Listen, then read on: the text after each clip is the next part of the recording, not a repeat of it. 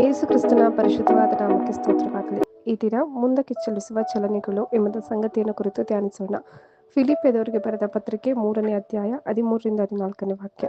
ಸಹೋದರರೇ, ನಾನಂತೂ ಹಿಡಿದುಕೊಂಡವನೆಂದು ನನ್ನನ್ನು ಈವರೆಗೂ ಎಣಿಸಿಕೊಳ್ಳುವುದಿಲ್ಲ. ಆದರೆ ನಾನು ಹಿಂದಿನ ಸಂಗತಿಗಳನ್ನು ಮರೆತುಬಿಟ್ಟು ಮುಂದಿನವುಗಳನ್ನು ಹಿಡಿಯುವುದಕ್ಕೆ ಎದೆಬೊಗ್ಗಿದವನಾಗಿ, ದೇವರು ಕ್ರಿಸ್ತನ ಮೂಲಕವಾಗಿ ನಮ್ಮನ್ನು ಮೇಲಕ್ಕೆ ಕರೆದು ನಮ್ಮ ಮುಂದೆ ಇಟ್ಟಿರುವ ಬಿರುದನ್ನು ಗುರಿ ಮಾಡಿಕೊಂಡು ಓಡುತ್ತಾ ಇದ್ದೇನೆ. ಆಮೆನ್. ದೇವರ ಬಳಿಗೆ ಓಡಿ ದೇವರ ಮತ್ತು ಆತನ ವಾಕ್ಯದಿಂದ ಜ್ಞಾನ ಮತ್ತು ಮಾರ್ಗದರ್ಶನವನ್ನು ಸ್ವೀಕರಿಸಿರಿ. ತದನಂತರ ಆತ ನಿಮಗೆ ಹೇಳುತ್ತಿರುವುದನ್ನು ನೀವು ನಂಬಿರಿ. ಧೈರ್ಯಕ್ಕಾಗಿ ಕರ್ತನನ್ನು ಕೇಳಿಕೊಳ್ಳಿರಿ. ನೀವು ಮಾಡುವಂತೆ, ನೀವು ಆತನನ್ನು ನಂಬಿದಂತೆ ನಿಮ್ಮ ಭಯವನ್ನು ತೊಡೆದು ಹಾಕಲು ಮತ್ತು ಆತ ನಿಮಗಾಗಿ ಸಿದ್ಧಪಡಿಸಿರುವ ವಾಗ್ದಾತ ದೇಶವನ್ನು ತಲುಪಲು ಆತನು ಒಂದು ಮಾರ್ಗವನ್ನು ಮಾಡುವುದನ್ನು ನೀವು ನೋಡುತ್ತೀರಿ. ನೀವು ಪರಲೋಕಕ್ಕೆ ಹೋಗಲು ಬಯಸಿದರೆ ಯೇಸುವನ್ನು ನಂಬಿರಿ. ನೀವು ದೇವರ ಪ್ರಸನ್ನತೆಯ ವಾಹಕವಾಗಲು ಬಯಸಿದರೆ ಪ್ರಾರ್ಥನೆ ಮಾಡಿ. ನೀವು ದೇವರ ಜ್ಞಾನವನ್ನು ಬಯಸಿದರೆ ಸತ್ಯವೇದವನ್ನು ಓದಿರಿ. ನೀವು ದೇವರ ಶಕ್ತಿಯನ್ನು ಬಯಸಿದರೆ ವೇಗವಾಗಿ ಮತ್ತು ಪ್ರಾರ್ಥನೆ ಮಾಡಿ. ನಿಮಗೆ ಸಮೃದ್ಧಿ ಬೇಕಾದರೆ ಕೊಡುವವರಾಗಿರಿ. ನೀವು ಅದ್ಭುತವನ್ನು ಬಯಸಿದರೆ ಬೀದಿಗಳಲ್ಲಿ ಸುವಾರ್ತೆಗಳನ್ನು ತಡೆರಹಿತವಾಗಿ ಬೋಧಿಸಿರಿ. ನೀವು ಪವಿತ್ರ ವ್ಯಕ್ತಿಯಾಗಲು ಬಯಸಿದರೆ ದೇವರು ನನ್ನಲ್ಲಿ ನೆಲೆಸಿದ್ದಾನೆ ಎಂಬ ನಿರಂತರ ಪ್ರಜ್ಞೆಯನ್ನು ಹೊಂದಿರಿ. ಬದಲಾವಣೆಯನ್ನು ಅಳವಡಿಸಿಕೊಳ್ಳುವುದು. ನಾವು ಬದಲಾವಣೆಯನ್ನು ಸ್ವೀಕರಿಸದಿದ್ದರೆ ನಾವು ಅದಕ್ಕೆ ಪ್ರತಿರೋಧವನ್ನು ಹೊಂದುತ್ತೇವೆ. ನೀವು ಎಂದಾದರೂ ಸಿಕ್ಕಿ ಹಾಕಿಕೊಂಡಿದ್ದೀರಿ ಎಂದು ಭಾವಿಸಿದ್ದೀರಾ? ಖಂಡಿತವಾಗಿಯೂ ನೀವು ಹೊಂದುತ್ತೀರಿ. ನಾವೆಲ್ಲರೂ ಹೊಂದಿದ್ದೇವೆ. ನಾವು ಭವಿಷ್ಯದ ಬಗ್ಗೆ ಅನಿಶ್ಚಿತರಾಗಿದ್ದೇವೆ. ಹಿಂದಿನ ಕಾಲವು ಸುರಕ್ಷಿತವಾಗಿ ಕಾಣುತ್ತದೆ, ಆದರೆ ನಮ್ಮ ಹಿಂದಿನ ಕಾಲದಲ್ಲಿ ನಾವು ನೋಡುತ್ತಿರುವ ಯಾವುದೇ ಹಂತಕ್ಕೆ ನಮ್ಮನ್ನು ತಂದ ಎಲ್ಲ ಬದಲಾವಣೆಗಳನ್ನು ನಾವು ಮರೆತು ಬಿಡುತ್ತೇವೆ. ಇಂದು ಅನೇಕ ಜನರು ಒಳ್ಳೆಯ ದಿನಗಳಿಗಾಗಿ ಹಾತೊರೆಯುತ್ತಾರೆ, ಆದರೆ ನಾವು ಮಾಂತ್ರಿಕವಾಗಿ ಹಿಂದಿನ ಒಳ್ಳೆಯ ದಿನಗಳಿಗೆ ಹಿಂತಿರುಗಿದರೆ ನಾವು ಅವರ ಒಳ್ಳೆಯ ದಿನಗಳಿಗೆ ಹಿಂತಿರುಗಿ ನೋಡುತ್ತಿದ್ದೇವೆ ಎಂದು ನಾವು ನೋಡುತ್ತೇವೆ. ಬೇರೆ ರೀತಿಯಲ್ಲಿ ಹೇಳುವುದಾದರೆ, ಒಳ್ಳೆಯ ದಿನಗಳಿಗೆ ನಾವು ನೆನಪಿಟ್ಟುಕೊಳ್ಳುವಷ್ಟು ಉತ್ತಮವಾಗಿರಲಿಲ್ಲ. ನಾವು ಎದುರು ನೋಡುವುದನ್ನು ಮುಂದುವರಿಸುವುದರಲ್ಲಿ ಪ್ರಾಯಶಃ ನಮಗೆ ಶ್ರೇಷ್ಠ ಉದಾಹರಣೆಯು ಲೋಟನ ಹೆಂಡತಿಯಾಗಿದೆ. ಲೋಟ ಮತ್ತು ಅವನ ಕುಟುಂಬಕ್ಕೆ ಅವರು ಇದ್ದ ನಗರವನ್ನು ನಾಶ ಮಾಡಲು ಹೋಗುವುದಾಗಿ ದೇವರು ಹೇಳಿದ್ದನ್ನು ನೀವು ನೆನಪಿಸಿಕೊಳ್ಳಬಹುದು. ಮತ್ತು ಅವರು ಬೇರೆ ನಗರಕ್ಕೆ ತಪ್ಪಿಸಿಕೊಳ್ಳಲು ಮತ್ತು ಹಿಂತಿರುಗಿ ನೋಡದಂತೆ ಅವರಿಗೆ ಆಜ್ಞಾಪಿಸಲಾಯಿತು. ಅವರು ಓಡಿ ಹೋಗುವಾಗ ಮತ್ತು ದೇವರು ನಗರವನ್ನು ನಾಶ ಮಾಡುತ್ತಿದ್ದಾಗ ಲೋಟನ ಹೆಂಡತಿ ಹಿಂತಿರುಗಿ ನೋಡಿದಳು. ಆದಿಕಾಂಡ 19:26.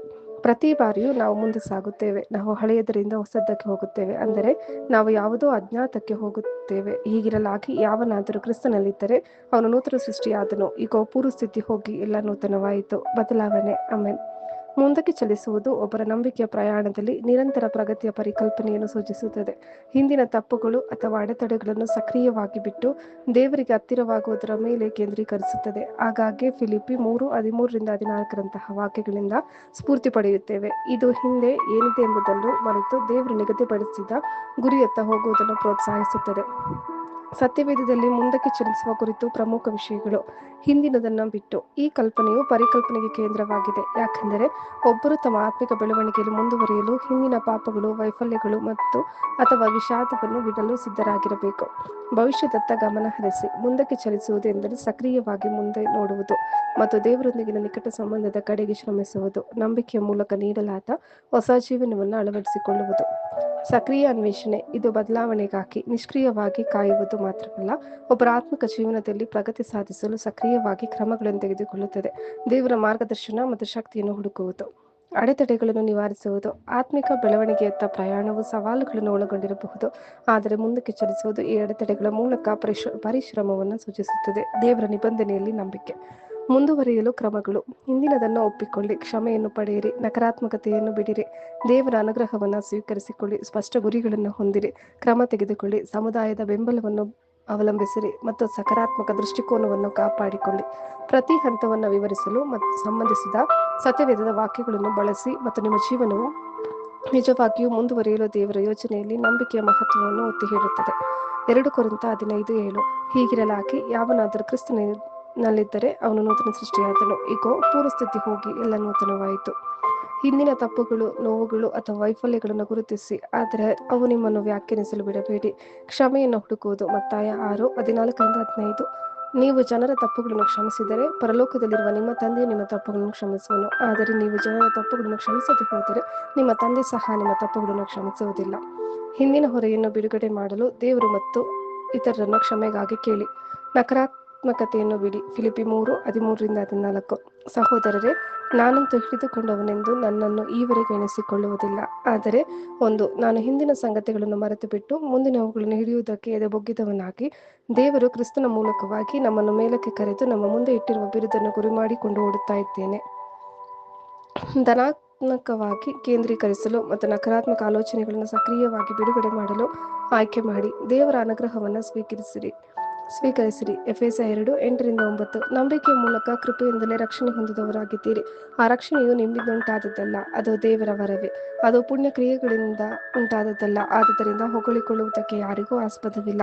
ಸವಾಲುಗಳನ್ನು ಮೆಟ್ಟಿ ನಿಂತು ಮುನ್ನಡೆಯಲು ಕರ್ತನ ಕೃಪೆಯೇ ಸಾಕು ಎಂಬುದನ್ನು ಅರ್ಥ ಮಾಡಿಕೊಳ್ಳಿ. ಸ್ಪಷ್ಟ ಗುರಿಗಳನ್ನು ಹೊಂದಿಸಿ. ಜ್ಞಾನೋಕ್ತಿಗಳು 16:3. ನಿನ್ನ ಕಾರ್ಯಭಾರವನ್ನು ಯೆಹೋವನಿಗೆ ವಹಿಸಿದರೆ ನಿನ್ನ ಉದ್ದೇಶಗಳು ಸಫಲವಾಗುವವು. ನಿಮ್ಮ ಆಕಾಂಕ್ಷೆಗಳನ್ನು ಸ್ಪಷ್ಟವಾಗಿ ವ್ಯಾಖ್ಯಾನಿಸಿ ಮತ್ತು ಅವುಗಳನ್ನು ದೇವರ ಚಿತ್ತದೊಂದಿಗೆ ಜೋಡಿಸಿ ಕ್ರಮ ತೆಗೆದುಕೊಳ್ಳಿ. ಯಾಕೋಬ 2:17. ಹಾಗೆಯೇ ಕ್ರಿಯೆಗಳಿಲ್ಲದಿದ್ದರೆ ನಂಬಿಕೆಯು ತನ್ನಲ್ಲಿ ಜೀವವಿಲ್ಲದ್ದು. ದೇವರ ಮಾರ್ಗದರ್ಶನವನ್ನು ನಂಬಿ ನಿಮ್ಮ ಗುರಿಗಳ ಕಡೆಗೆ ಪ್ರಾಯೋಗಿಕ ಹೆಜ್ಜೆಗಳನ್ನು ತೆಗೆದುಕೊಳ್ಳಿ. ಸಹಭಾಗಿತ್ವದ ಮೇಲೆ ಅವಲಂಬಿತ. ಇಬ್ರಿಯರಿಗೆ ಬರೆದ ಪತ್ರಿಕೆ 10ನೇ ಅಧ್ಯಾಯ 24-25ನೇ ವಾಕ್ಯ.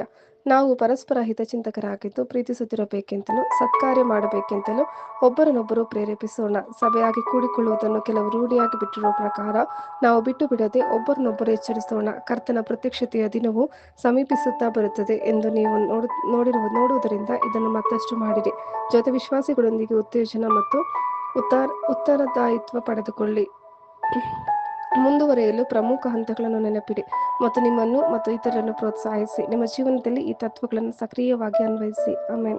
ಈಗಾಗಲೇ ದೇವರೊಂದಿಗೆ ಹೊಸ ಜೀವನವನ್ನು ಪ್ರಾರಂಭಿಸಿರಿ. ಕೀರ್ತನೆಗಳು 139, 23-24ನೇ ವಾಕ್ಯ. ದೇವ, ನನ್ನನ್ನು ಪರೀಕ್ಷಿಸಿ ನನ್ನ ಹೃದಯವನ್ನು ತಿಳಿದುಕೋ. ನನ್ನನ್ನು ಶೋಧಿಸಿ ನನ್ನ ಆಲೋಚನೆಗಳನ್ನು ಗೊತ್ತು ಮಾಡು. ನಾನು ಕೇಡಿನ ಮಾರ್ಗದಲ್ಲಿರುತ್ತೇನೋ ಏನೋ